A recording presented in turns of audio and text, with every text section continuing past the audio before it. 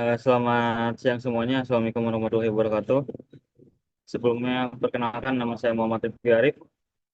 Saya dari kelompok 5 dengan tema sistem transmisi otomatis pada kendaraan. Pada siang ini akan mempresentasikan hasil kerja kelompok kami.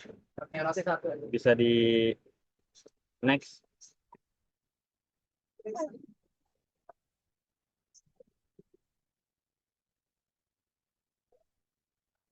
Kita ke bagian yang pertama, yaitu ada pengertian transmisi otomatis. Secara sederhana, transmisi otomatis adalah sistem transmisi yang secara otomatis mengubah rasio gigi sesuai kecepatan kendaraan dan beban mesin tanpa perlu pengemudi memindahkan gigi secara manual. Agar kendaraan dapat melaju efisien di berbagai kondisi jalan. Namun bedanya adalah seluruh proses kerja ini diatur secara otomatis oleh mekanisme hidrolik dan elektronik. Bisa dilanjut. Kemudian kita ke bagian selanjutnya, yaitu ada fungsi utama dari transmisi otomatis. Bisa dilihat di layar, ada yang pertama yaitu meneruskan tenaga dari mesin ke roda. Kemudian yang kedua ada mengubah momen puntir dan kecepatan putar sesuai kebutuhan. Dan yang ketiga ada mempermudah pengemudi karena perpindahan gigi terjadi otomatis. Kemudian yang keempat adalah keuntungan dibanding manual, yaitu yang pertama ada nyaman di arus lalu lintas yang macet. Kemudian ada yang kedua yaitu perpindahan gigi yang lebih halus. Kemudian yang ketiga itu ada mengurangi kelelahan pengemudi.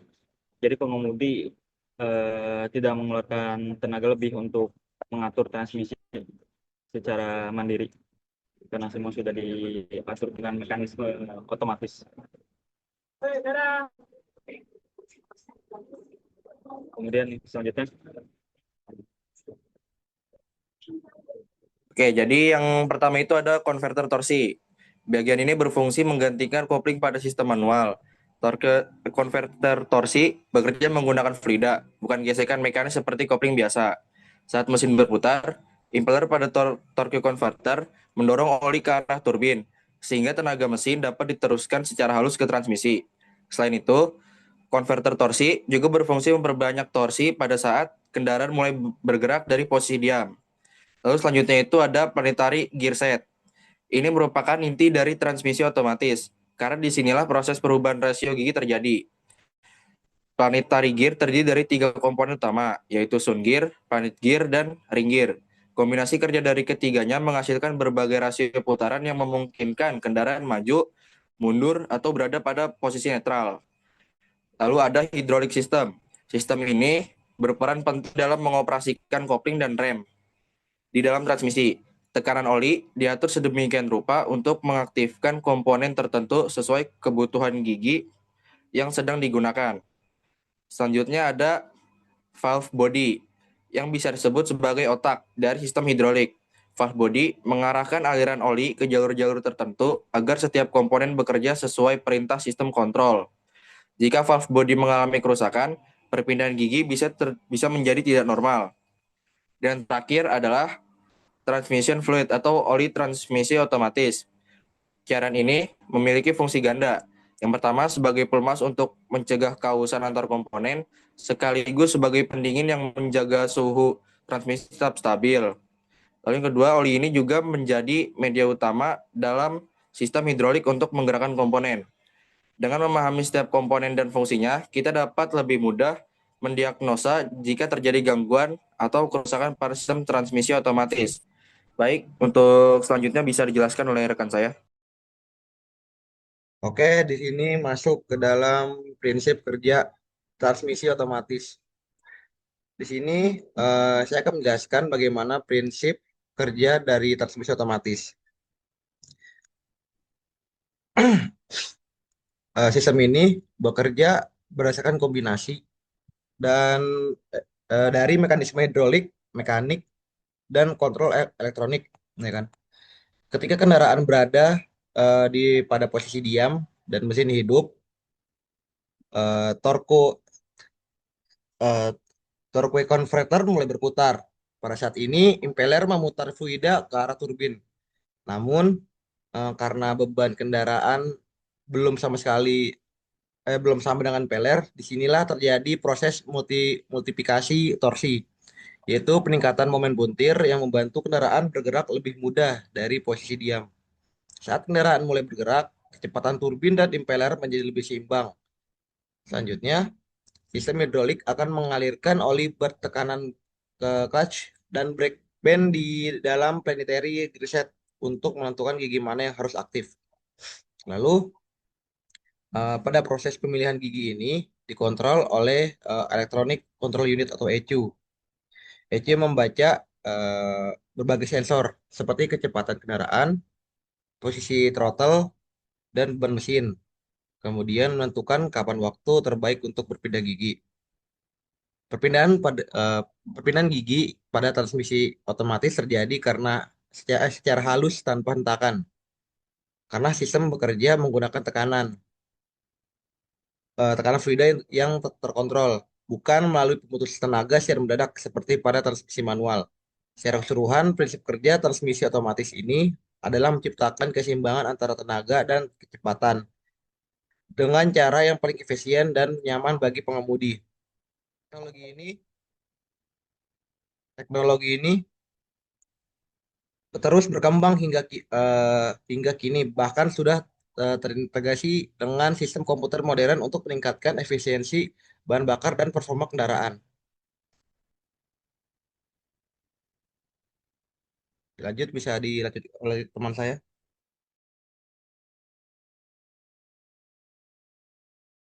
Oke, selanjutnya termasuk pada pembahasan tentang jenis-jenis transmisi otomatis yang ada di kendaraan modern saat ini.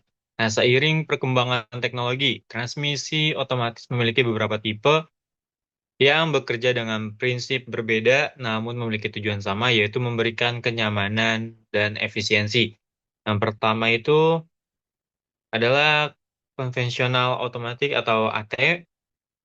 Nah, tipe ini merupakan sistem transmisi otomatis yang paling klasik karena menggunakan torque converter dan planetary gear set. Nah, kelebihannya terletak pada kehalusan perpindahan gigi dan daya tahan tinggi. Namun, efisiensinya cenderung lebih rendah dibanding jenis modern karena ada sedikit kehilangan tenaga di torque converternya. Nah, selanjutnya yang kedua itu ada continuously variable transmission atau CVT. Nah, sistem ini tidak menggunakan gigi seperti transmisi konvensional, melainkan memakai puli dan sabuk baja. Karena itu, perpindahan rasio terjadi secara kontinu dan tanpa hentakan, sehingga akselerasi terasa sangat halus. Nah, CVT banyak digunakan pada skuter matic dan mobil kecil karena efisien dan nyaman. Yang ketiga ada dual clutch transmission atau DCT. Nah, sistem ini menggunakan dua kopling otomatis, masing-masing untuk gigi genap dan ganjil. Hasilnya perpindahan gigi dapat terjadi dengan sangat cepat tanpa kehilangan tenaga, menjadikan DCT populer pada mobil sport dan performa tinggi. Nah, dan yang keempat atau terakhir itu ada Automated Manual Transmission atau AMT. Jenis ini sebenarnya adalah transmisi manual yang dioperasikan secara otomatis oleh sistem aktuator elektronik, jadi tetap menggunakan gigi manual. Tetapi pengoperasiannya tidak perlu injak kopling. AMT lebih ekonomis namun tetap memberikan rasa otomatis. Nah, setiap jenis transmisi otomatis memiliki karakteristik tersendiri dan pemilihan jenisnya sangat bergantung pada kebutuhan kendaraan. Nah, itu mengutamakan kenyamanan, efisiensi, dan performa tinggi. Nah, untuk apa penjelasannya? Maaf sebelumnya dulu, belum selesai. Nah, untuk kelebihannya ya, masing-masing jenis-jenis transmisi ini itu bisa dibedakan kelebihan dan kekurangannya.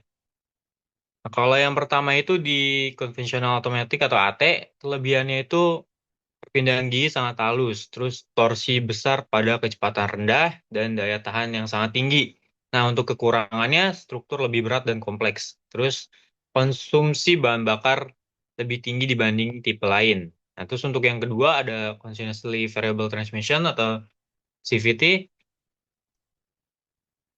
Di sini kelebihannya itu yang pertama ada perpindahan kecepatan sangat halus atau tanpa shift shock.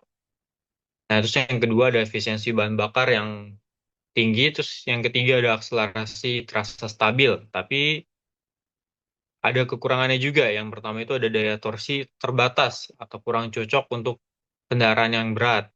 Nah, yang kedua perawatan lebih sensitif terhadap kualitas oli CVT-nya. Terus yang ketiga ada dua clutch transmission atau DCT. Di sini kelebihannya yang pertama ada akselerasi cepat seperti transmisi manual. Yang kedua efisiensi tinggi atau minim kehilangan tenaga.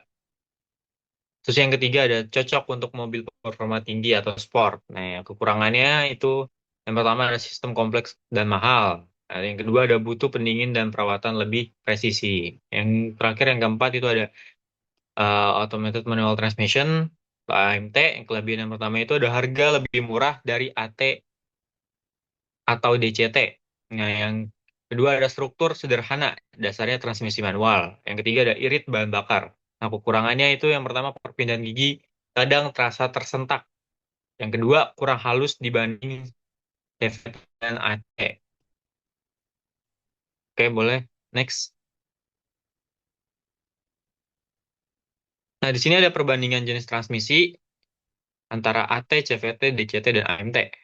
Nah, AT, di AT itu untuk sistem utamanya itu kan yang untuk koplingnya itu dia menggunakan torque converter. Dengan CVT menggunakan sabuk dan pulley, DCT dual clutch, AMT kopling tunggal otomatis. Nah, untuk sistem utamanya untuk AT konvensional itu menggunakan planetary gear dan hidrolik. Yang CVT yaitu sistem utamanya variasi rasio kontinu, yang DCT menggunakan mekanis dan elektronik, yang AMT yaitu manual dikendalikan oleh ECU. Nah, kelebihan dan kekurangan tadi sudah saya jelaskan. Ini untuk jenis transmisi hanya itu aja. Selanjutnya akan dijelaskan oleh teman saya. Oke, yang terakhir ada di bagian penutup menjelaskan tentang perawatan dan masalah umum pada transmisi otomatis. Sistem ini memiliki banyak komponen penggerak yang bekerja dengan tekanan fluida sehingga perawatan rutin menjadi sangat penting agar tidak menjadi kerusakan fatal.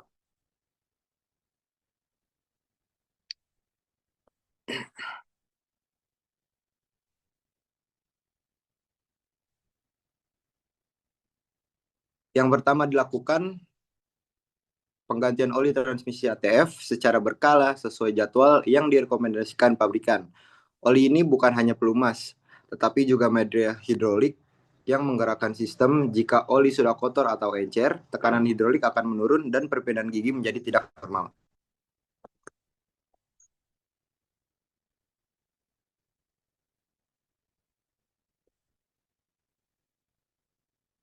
Yang kedua, bisa dipastikan menggunakan jenis oli yang sesuai spesifikasi pabrikan. Karena setiap tipe transmisi memiliki karakteristik oli yang berbeda. Salah jenis oli bisa menyebabkan slip atau bahkan kerusakan pada valve body. Yang ketiga adalah hindari akselerasi mendadak secara terus-menerus karena dapat meningkatkan suhu oli dan mempercepat keausan. Dan yang terakhir, periksa kebocoran oli transmisi secara rutin.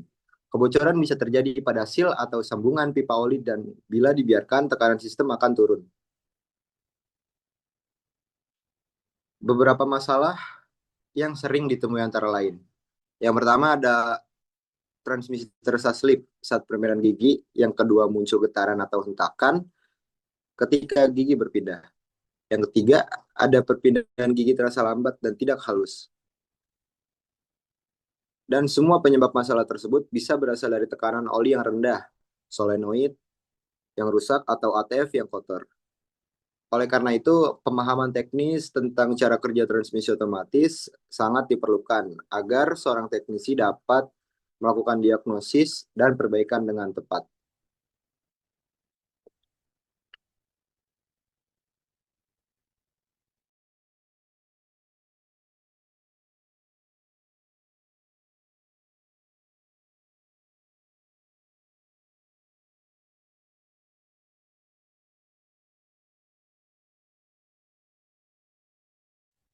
Oke, yang sebagai penutup materi ini, sebagai kesimpulan, sistem transmisi otomatis memberikan kenyamanan, efisiensi, dan kemudahan dalam berkendara. Namun, di balik kenyamanan tersebut terdapat sistem mekanis dan elektronik yang kompleks, sehingga membutuhkan pemahaman mendalam dari sisi teknik.